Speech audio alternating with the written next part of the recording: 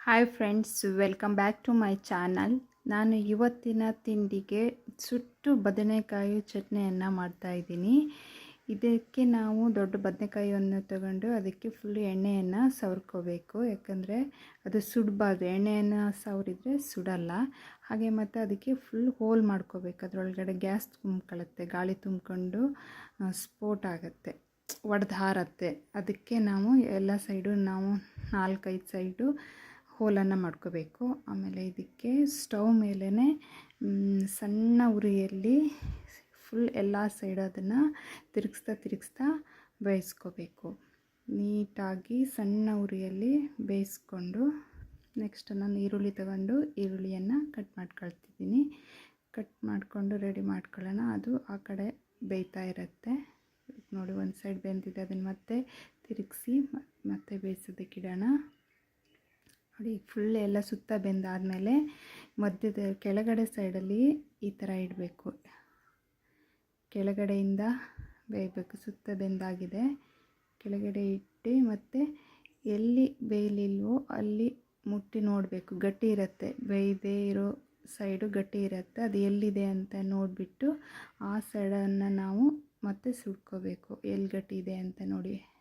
ತೊಟ್ಟು ಸೈಡು ಹೆಚ್ಚಾಗಿ ಗಟ್ಟಿ ಇರುತ್ತೆ, ಅಲ್ಲಿ ನೋಡಿಕೊಂಡು ಬೇಯಿಸ್ಕೋಬೇಕು. ಗಟ್ಟಿ ಎಲ್ಲೂ ಇರಬಾರ್ದು, ಎಲ್ಲ ಸೈಡು ಸ್ಮೂತಾಗಿ ಬೆಂದಿರಬೇಕು. ನೋಡಿ, ಇದು ಫುಲ್ ಬೆಂದಿದೆ, ಆಗಿದೆ ನೋಡಿ, ಎಲ್ಲ ಫುಲ್ಲು ಇದಾಗಿದೆ. ಅದನ್ನು ಈಗ ಎತ್ತಿ ನಾವು ಪ್ಲೇಟಲ್ಲಿ ಇಟ್ಕೊಂಡು ಅದ್ರ ಮೇಲ್ಗಡೆ ಇರೋವಂಥ ಸಿಪ್ಪೆಯನ್ನು ಬ್ಲ್ಯಾಕ್ ಆಗಿರೋದೆಲ್ಲ ತೆಗಿಬೇಕು, ಬಿಡಿಸಿ.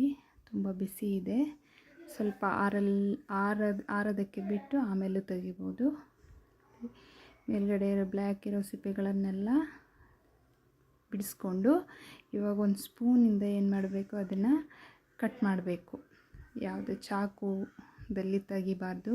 ಹೀಗೆ ಚಮಚದಲ್ಲಿ ಹುಳ ಇದೆಯೋ ಅಂತ ನೋಡಿಕೊಂಡು ಫುಲ್ಲು ಇದನ್ನು ಸಣ್ಣದಾಗಿ ಕಟ್ ಮಾಡಬೇಕು. ಎಲ್ಲಿ ತುಂಡು ಗಟ್ಟಿ ದೊಡ್ಡದಾಗಿ ಪೀಸ್ಗಳ ಸಿಗದೆ ಇರೋ ಥರ ಸಣ್ಣದಾಗಿ ಇದು ಮಾಡಿಕೊಂಡು ಸ್ಮೂತಾಗಿ ಇರಬೇಕದು. ಫುಲ್ಲು ಆಗಿದೆ, ಇದು ಯಾವುದೇ ಗಂಟಿಲ್ಲ.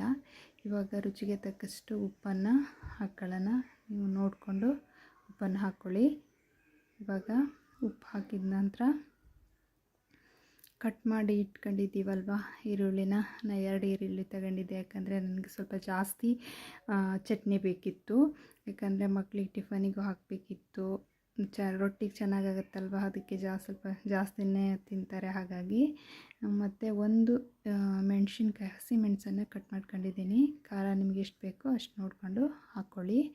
ಆಮೇಲೆ ಸ್ವಲ್ಪ ಹುಣಸೆ ಹಣ್ಣನ್ನು ಹಾಕಬೇಕು. ಯಾಕಂದರೆ ಬದನೆಕಾಯಿ ಸ್ವಲ್ಪ ಒಗರು ಇರುತ್ತೆ, ಅದು ರುಚಿ ಗೊತ್ತಾಗಬಾರ್ದು, ಒಗರು ಗೊತ್ತಾಗಬಾರ್ದು ಅಂತಂದರೆ ಸ್ವಲ್ಪ ಹುಣಸೆ ಹಣ್ಣನ್ನು ಹಾಕಬೇಕು. ಆಮೇಲೆ 1 ಚಮಚದಷ್ಟು ಕೊಬ್ಬರಿ ಎಣ್ಣೆಯನ್ನು ಹಾಕಬೇಕು. ಈ ಪಲ್ಯ ಸುಟ್ಟು ಬದನೆಕಾಯಿ ಚಟ್ನಿಗೆ ಕೊಬ್ಬರಿ ಎಣ್ಣೆ ಹಾಕೋದ್ರಿಂದನೇ ಟೇಸ್ಟು ತುಂಬ ಚೆನ್ನಾಗಿ ಬರುತ್ತೆ. ಉಪ್ಪು, ಈರುಳ್ಳಿ, ಹಸಿಮೆಣಸು, ಹುಣಸೆಹಣ್ಣು, ಎಣ್ಣೆ, ಕೊಬ್ಬರಿ ಎಣ್ಣೆ ಎಲ್ಲ ಹಾಕಿ ಅದನ್ನು ಕೈಯಲ್ಲೇ ಚೆನ್ನಾಗಿ ಕಲಿಸ್ಕೋಬೇಕು. ಸ್ಪೂನಲ್ಲಿ ಕಲಿಸಿದ್ರೆ ಅಷ್ಟು ಮಿಕ್ಸ್ ಆಗೋಲ್ಲ. ಫುಲ್ ಕೈಯಲ್ಲಿ ಕಲಸಿ ಇದನ್ನು ರೆಡಿ ಮಾಡ್ಕೋಬೇಕು. ನೋಡಿ, ಈಗ ಫುಲ್ ರೆಡಿಯಾಗಿದೆ. ಇದನ್ನು ರೊಟ್ಟಿ ಮತ್ತು ದೋಸೆ ಯಾವುದ್ರಲ್ಲಾದರೂ ಚೆನ್ನಾಗಾಗುತ್ತೆ. ಆದರೆ ಅಕ್ಕಿ ರೊಟ್ಟಿಗೆ ತುಂಬ ಕಾಂಬಿನೇಷನ್